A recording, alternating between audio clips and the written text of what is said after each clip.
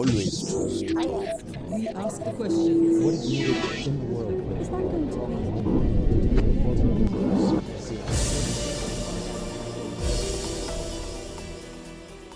From Uhuru Kenyatta and Robert Mugabe to Omar al-Bashir, strong African leaders facing accusations of serious wrongdoing, even crimes against humanity. Some already standing trial at the International Criminal Court. But a political reaction in Africa against these efforts to bring justice from outside is gathering strength. For example, the leader of South Sudan, Salva Kiir, says he needs Omar al-Bashir, not in a courtroom, not in jail, but at the negotiating table in order to reach peace with North Sudan. And in Kenya, the people of that country gave a man accused of war crimes their support and elected Uhuru Kenyatta president. Clearly, some people and leaders in Africa have a different idea of what comes first, justice or peace. You're okay. And few African leaders have a longer history of dealing with both of these challenges than Thabo Mbeki. The former South African president succeeded Nelson Mandela and is now involved in the affairs of the wider continent. He's overseeing negotiations between North and South Sudan and knows all the major players in Africa's trouble spots. Does he believe justice comes before peace? We begin our conversation with one of the most violent areas, the Eastern Democratic Republic of Congo, where a 10-year-old bloody war may finally be reaching an end after the deployment there of a more robust UN peacekeeping operation. An interesting development, a UN force in there, but now the creation of a force intervention brigade. For the first time, the UN Security Council has actually created a body with offensive capabilities. Do you welcome that sign of new muscularity in terms of dealing with the peacekeeping aspects of the continent's issues? Yes, it is. I mean, it is important. It is important that whatever means are necessary are taken immediately to end the fighting, which really a very important element of which is to end the suffering that has been the fate of the people of the Eastern Congo for far too long. It's important to that. So if an intervention brigade like that, if it addresses this matter, it's good. But I think we mustn't then lose sight of what the fundamental problem in the Eastern Congo is. The fundamental problem in the Eastern Congo starts during the years of Mobutu. And it has to do with this question about these identities, with a population there that is Banyamulenge, but across this border speaks same language as the people in Rwanda, as you'd expect across all of our African borders. And then conflict that started during the Mobutu years, when other population groups in the area, encouraged by Kinshasa, started saying that these are foreigners. They're not foreigners. They're people who've been in the Congo for donkey's years. And that started there. And so you had the emergence then of the Mai Mai in the Eastern Congo. So that's the conflict. And so long as you don't address this issue of making sure that there is this shared citizenship among the population of the Eastern Congo, so which means you've got to address these issues with regard to the politics of the region and the country, with regard to the economy of the region and the country, with regard to land issues and all of that, to ensure a common citizenship among the people of the Eastern Congo, of the Kivus. If you don't do that, the conflict in the Kivus won't end. Never mind how many intervention brigades you put in there. The very interesting thing about this intervention force is in a way, a shift. You've got this force that has been put in under UN mandate, which is composed of South African, Malawian, African forces. Now, how critical is this that Africa starts taking responsibility for policing, for implementing peace, that Africa itself should be directly involved and not rely on the outside? Well, fortunately, as you know, this is not the first time this is happening. I'm glad that the UN has come on board with regard to this. And I'd really hope that it does this consistently. If this intervention brigade now in the DRC reflects a change of attitude, it would be very good. Another difficult conflict in Africa is the one between North and South Sudan. It's also the one that Thabo Mbeki is personally involved in as UN representative overseeing negotiations. Making the conflict even more difficult, one of the leaders in this dispute, North Sudan's Omar al-Bashir, is wanted by the International Criminal Court for war crimes and crimes against humanity.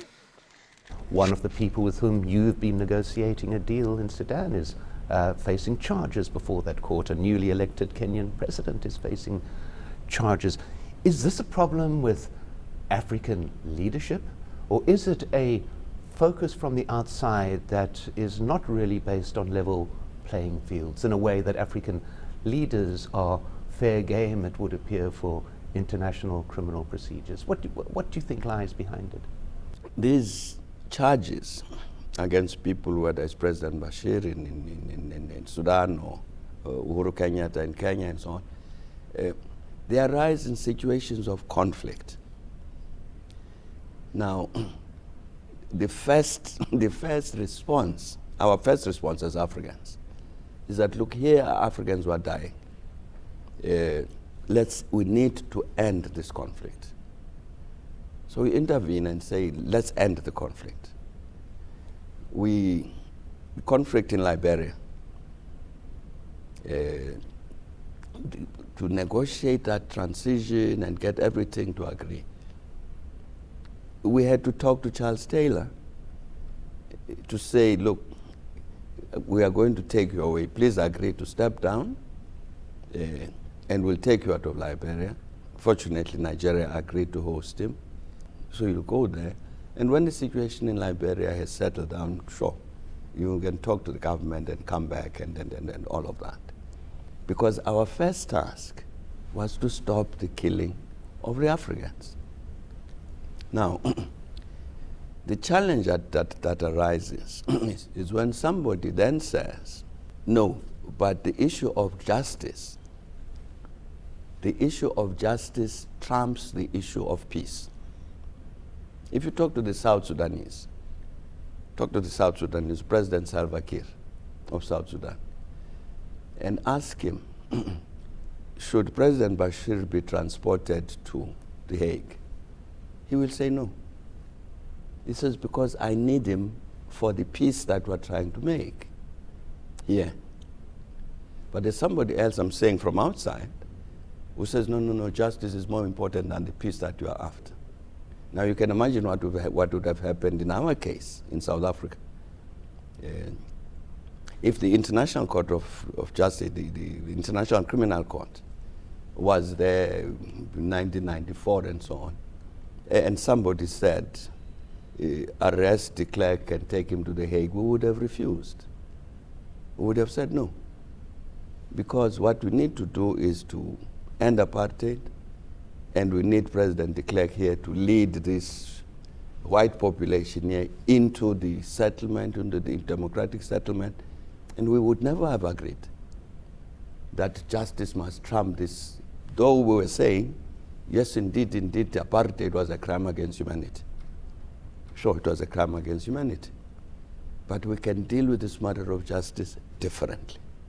Now, I'm saying that this is the principal challenge that faces us. The President of Kenya, they are not even asking for the charges to be dropped. And the AU has never asked for the charges to be dropped, even against President Bashir. All they've said, the Rome Statute allows the Security Council to defer, to ask, to tell the International Criminal Court to defer serving warrants and so on for a year, renewable, true, in order to create space for peace. Now, it's puzzling to the Africans that the security can't do that. They're not saying drop the charges.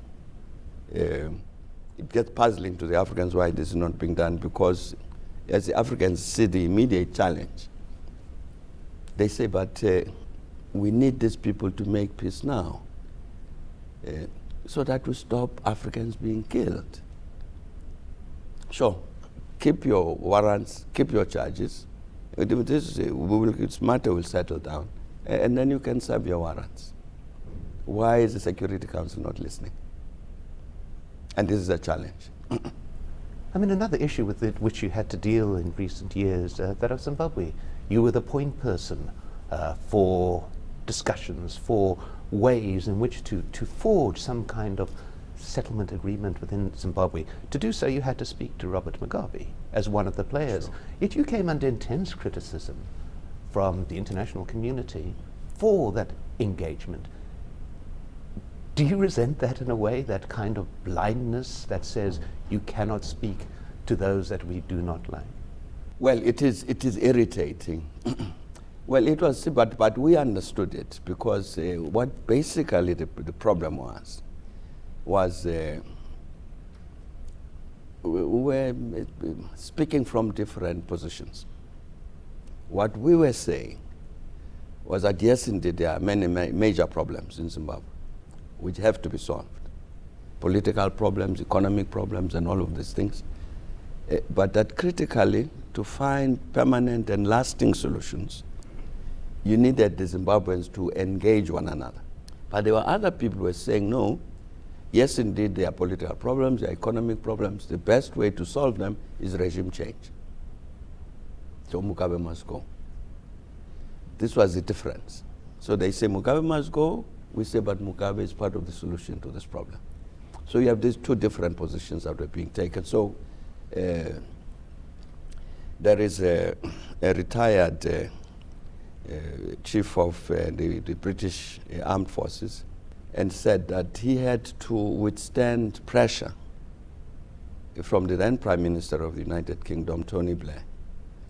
Tony Blair, who was saying to the chief of the British Armed Forces, you must work out a military plan so that we can physically remove Robert Mugabe.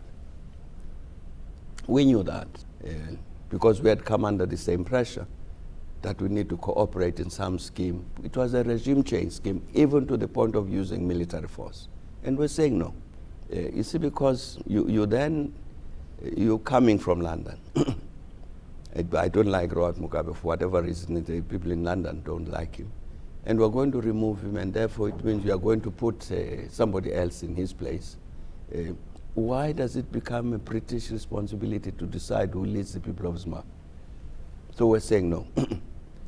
Let the Zimbabweans sit down, let them agree what they do with their country. Our task is to make sure that we stay with them and work with them. That's all that happened. So the global political agreement, which they signed in 2008, it was negotiated by the Zimbabweans. It wasn't. We facilitated, we chaired the meetings and so on, but it was them who negotiated the agreement and said, this is what will take our country out of these problems. And that's the way we would come at it. But as I said, you get this view, which is not only African. You see it now manifesting itself with regard to Syria. Fortunately, it's now agreed, let's have a Geneva too. But it's quite clear that some of these Western countries have been pursuing a view to say that wrong things in Syria, yes, indeed, were wrong things in Syria. Syria needs democratization, yes, indeed, it does. And all of you must attend to these challenges, yes, it's true. But then some people say, in order to get there, remove Assad. Fortunately, I'm saying now, people are saying Geneva too, no. Let all the Syrians get together. We'll assist them to get to a solution which sorts out the Syrian thing. That's no different from the position we took with regard to Zimbabwe. It is indeed no different from the position we took with regard to the solution of the South African question. See, even our own insistence, we were in exile, but said these negotiations, we better have them inside South Africa. With the apartheid regime in power, with the police and the military and all that, and therefore we're essentially putting our hands ourselves in the hands of people who are enemies. They could have locked us up once we went back home, but we're saying no. Even if we say, let's come and find what might be called a neutral country, we'll negotiate there.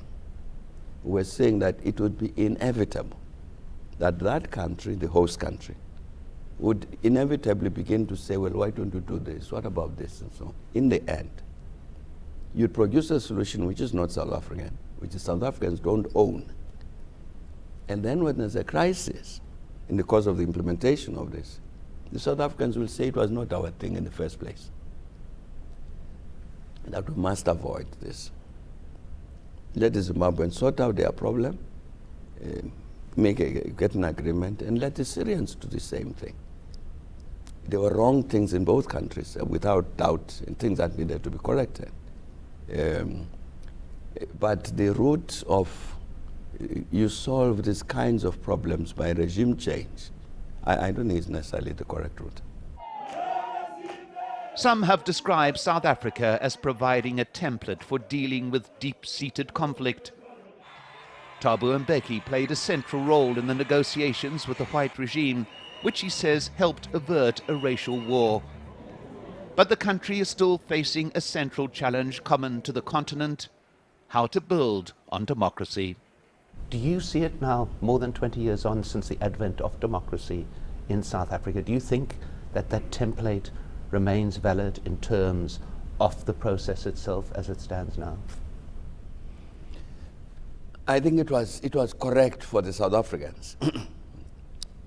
I wouldn't know whether it's a template for other people, but for the South Africans, I think it was correct and necessary.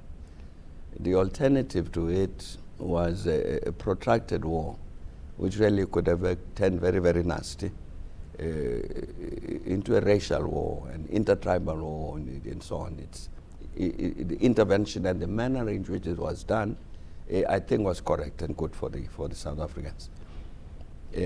I think the challenge remains for the South Africans to say the reason you handle this thing the way that you did, fundamental to all of this, was you were saying that in the end we must build one common nation and together as this one nation address all of the challenges that we inherit from the past. And even the Constitution says this, that we must deal with these injustices from the past and so on. And I think as South Africans we must ask ourselves the question whether in fact during these last 20 years we have acted together as South Africans in the manner that we said we would with regard to all of these challenges. How well have we cooperated, for instance, to address the matter about racial imbalances in the distribution of wealth? I don't think we have. But I think it's a question that we must ask ourselves, that we started well, but have we progressed as well as we should have? And I think the answer, honest answer, would be no, we haven't. And therefore I think we need to readdress things like that. Also, in terms of a continent, many would argue that if South Africa can't crack it, if South Africa can't make it work, what hope is there for other countries in transition? Yeah, that might be a legitimate question. That might be a legitimate question, except that I think that one would have to take into account the specific differences among countries.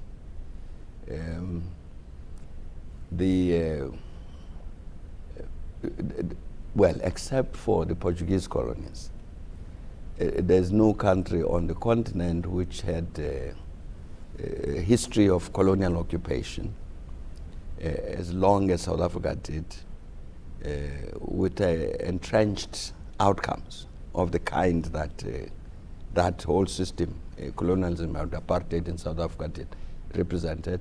I'm saying that it's true, the Portuguese got to Angola and so on earlier than the Dutch came to South Africa.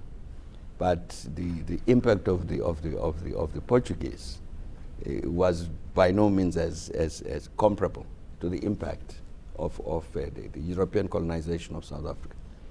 So the South African problems would be much more deeply entrenched.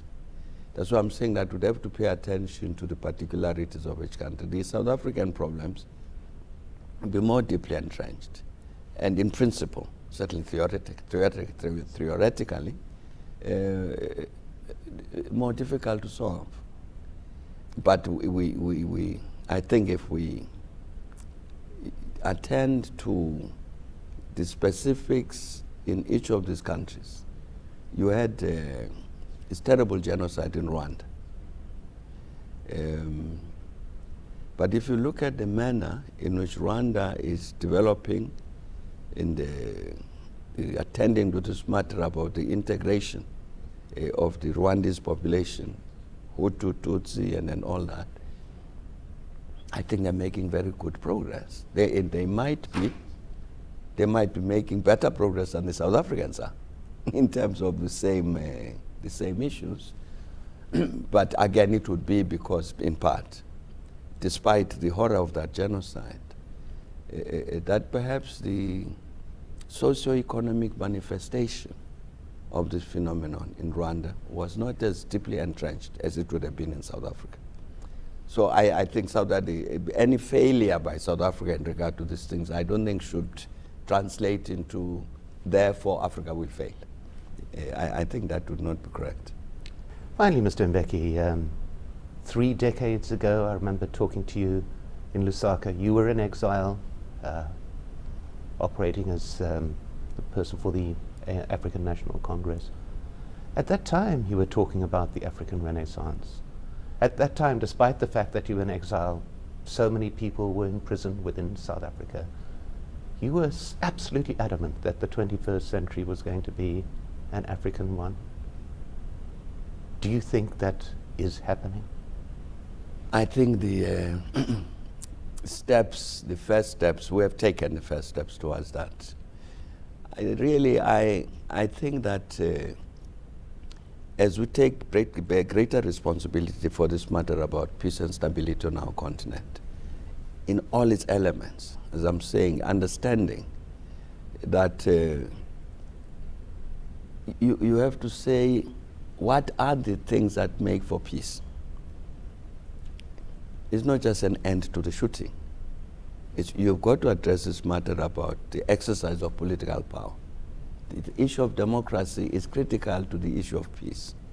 You've got to address this matter about shared national wealth. You can't have peace when you have a super rich elite, ruling elite, super rich in part because it's stolen the money by corrupt means, and an impoverished mass of the people. And then you take that and superimpose it on the tribal divisions, on the ethnic divisions, on the racial division, on the racial, you are asking for war. I'm saying that if the African continent takes care of these things as it's trying to do, peace, democracy, development in a serious manner, and again, I think if you looked at the example of the two Sudans, that's what we're trying to do with the national leadership in both countries. To say we have really specifically to look at all of these elements, what are we doing about them in order to get this peace. I think that's the first step, including what you see happening to the African economies. There is growth and development that's taking place on the African economies, which has not taken place for decades. And I think all of these things give a possibility for the continent to redefine it. And I was saying earlier, in any case, one of the positive things that the continent has got a whole swathe of policies, which I think are good policies, to say what do we do about agriculture, what do we do about the gender question, what do we do about this? Those decisions are taken. Let's act on all of them. And I think that way we will indeed make the 21st an African century. Thabo Mbeki, thank you very much for talking to Al Jazeera. Thanks, Roy. Thank you very much indeed.